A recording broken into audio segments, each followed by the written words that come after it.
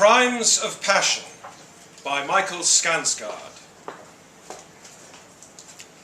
Mayor Quintana scrutinized the bedsheet with a forensic rigor usually reserved for dead bodies. He held it up to the light, forehead wrinkled in solidarity with the soiled linen. 10 minutes later, his verdict was ready. "Gabby," he called. "Gabby, there's a big red fucking stain in the middle. You realize that, don't you?" Gabriela rolled her eyes. "Let me wash it. Magdalena will just make it worse by using citrus." "Nobody's washing anything," said the mayor, handing the bedsheet to the bailiff to be entered into evidence. "Evidence?" Gabriela stammered.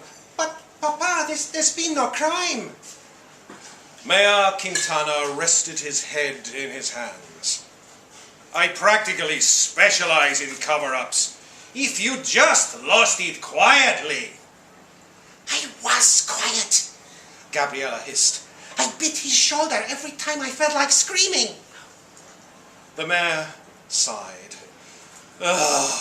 If you were so discreet, then why is all of Santa Marta gossiping about how my daughter's virginity is gone?" The following morning's hearing was attended with all the fanfare of a prize fight. Only the gloves were missing. The accused paced in opposite corners, swearing oaths to kill each other, provided Gabriela's father didn't beat them to it. The Coast Guard erected barricades and beat back throngs of gossip mongers. Artists crowded the entryway in such a flurry of sketching and annotating that some of their illustrations were on sale by 8:30.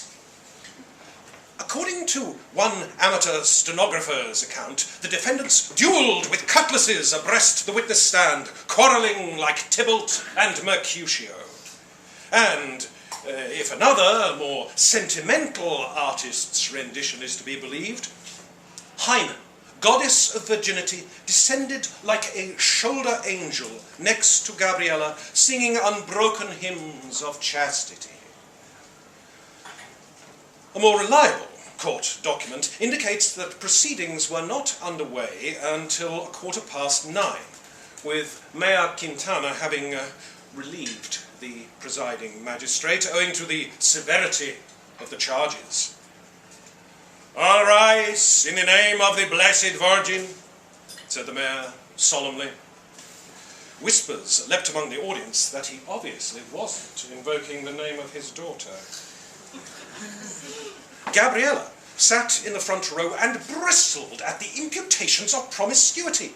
She could count on one finger, which happened to be the middle finger, the number of men she'd technically had sex with. 1, or perhaps 2. It all depended upon one's perspective. But before the mayor could continue, an outburst echoed off the vaulted ceiling. "Your Honor!" bellowed the larger of the two defendants. "That bastard dishonored my girl!" But nobody believed the accusation.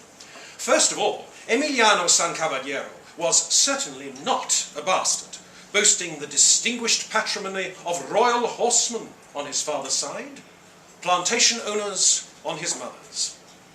More importantly, his honeyed lips appeared too sweet to dishonor anybody.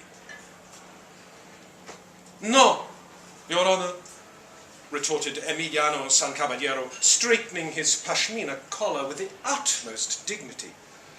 "That bastard dishonored my lady." Now, this accusation seemed more plausible. Cristobal de los Fuegos was a bastard, fathered illegitimately by a Portuguese first mate, or in his mother's rendition, by an angel of the Lord. Now, people believed her story because Cristobal de los Fuegos had the look of a fallen angel from birth, a look augmented by his occupation as a blacksmith. Gentlemen, Mayor Quintana smiled magnanimously. I think we can all agree it's my girl who has been dishonored. Everyone agreed, except Gabriela, who sat in the front row and bristled at the prospect of belonging to anyone. Court records indicate that Emiliano San Caballero testified first. Emiliano San Caballero loved the sound of his own voice almost as much as women loved it.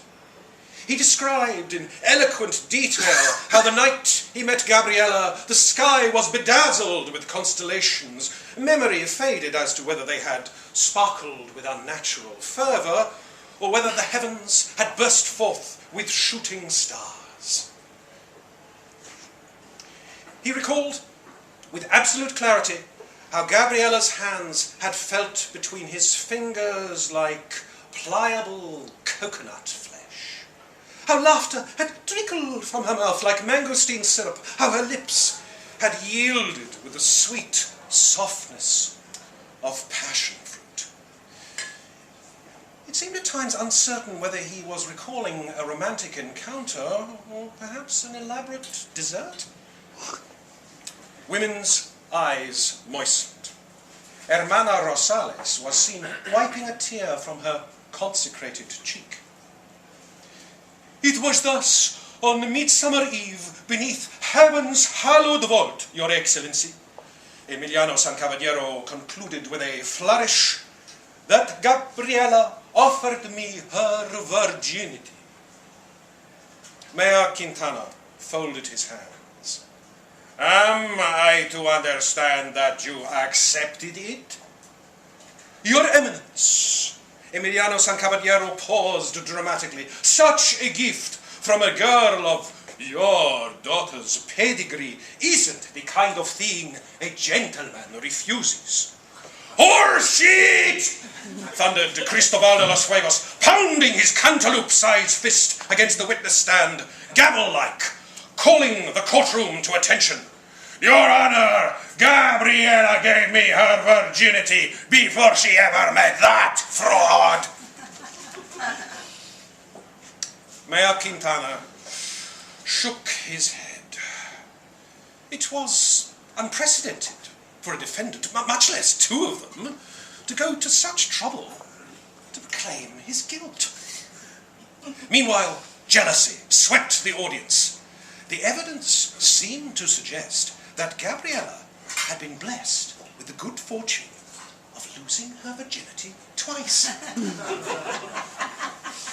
And to think, complained Hermana Rosales, she got to pass it back and forth between the two handsomest men in Santa Marta. It's a pleasure we will never know. sighed Hermana Isabella de la Cruz. Unless, She pondered philosophically. unless we were to break our vows. Cristobal de los Fuegos lacked the rhetorical sophistication of his adversary. He claimed to have met Gabriela accidentally when curiosity drew her to his blacksmith's shop. She slipped her head through the door, little by little, as if afraid of what she might discover. The defendant recounted in plain language the process of forging iron and beating the raw metal into strips. Despite the factual nature of his testimony, spectators found it thrillingly ambiguous.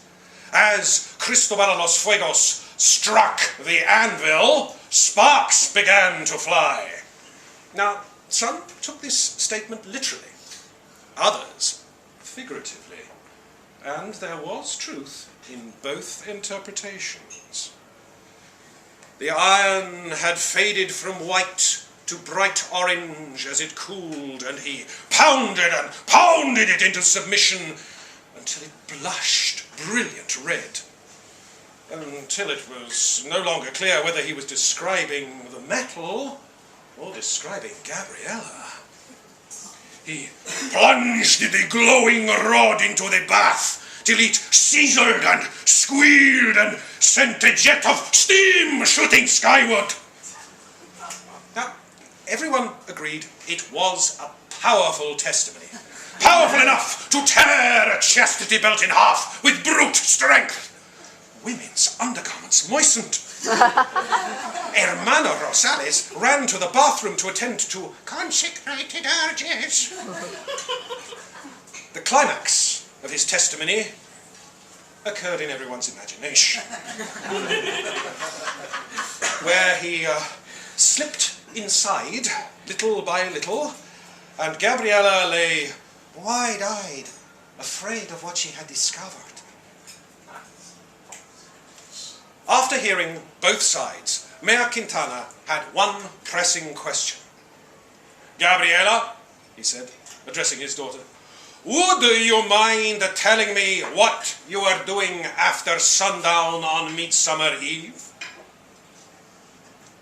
For several tense moments, Gabriela pondered her response. After gathering her thoughts and choosing her words carefully, she looked her father in the eye. Yes, Your Honor. I would mind telling you.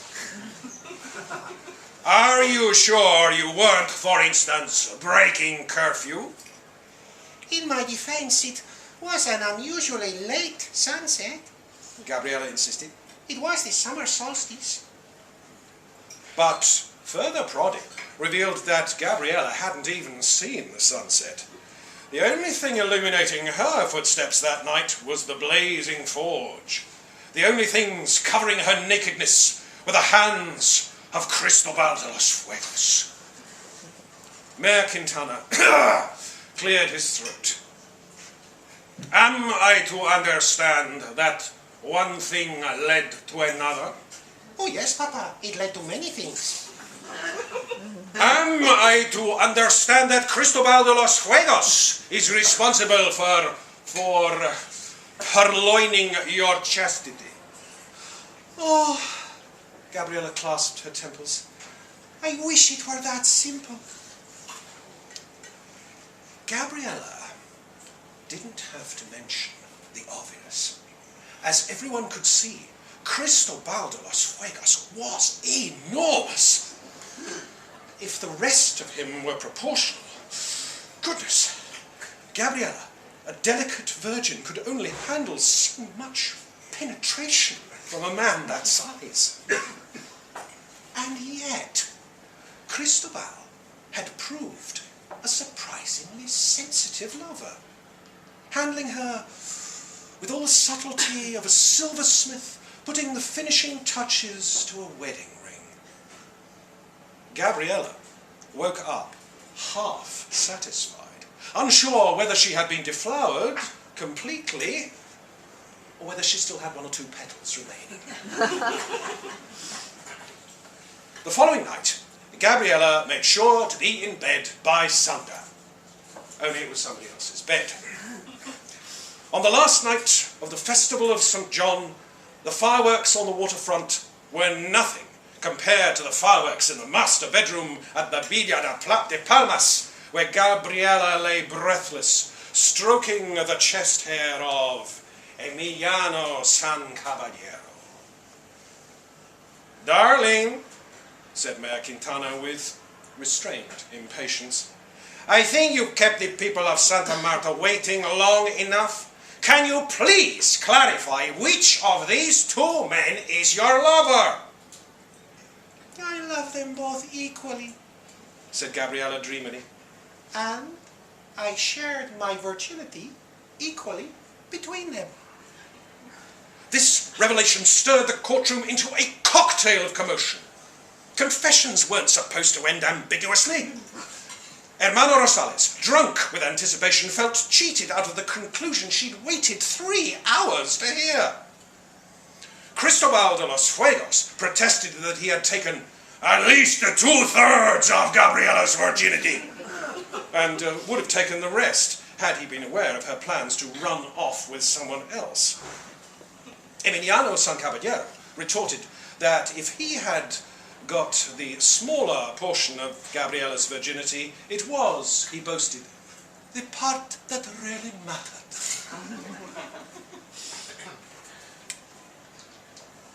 The following morning, Cristobal de los Fuegos awoke with... Well, the fact of the matter was that he didn't wake up at all. Dr. Acevedes could confirm a heartbeat, but no other vital signs. Deep gouges along the patient's torso oozed blood-red machismo, all across the operating table. Black eyes, swollen shut with pride, flushed royal purple and infused his catatonia with rugged dignity. Later that day, Emiliano San Caballero was whipping his horse along the esplanade as fast as it would gallop when he happened to encounter Mayor Quintana, accompanied by 2 officers of the law and a battalion of heavily armed militiamen. Senor San Caballero, the mayor greeted him warmly. What a coincidence passing you here! Please, dismount. Let us have a word together.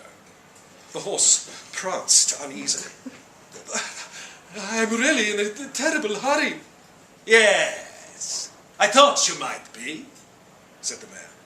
Please, begged Emiliano San Caballero, suddenly panic-stricken. Please, don't kill me. I'll marry her. I'll do whatever you think is best. Please, understand it. It was a crime of passion. No, senor. What you did was entirely within the law. A crime of passion is about what I am about to commit. Let me explain something. As an elected official, my nominal responsibility is to maintain order in a city ravaged by piracy and crime. But, he chuckled, no one really expects me to eradicate crime. For the past 17 years, what I've really been protecting is my daughter's chastity.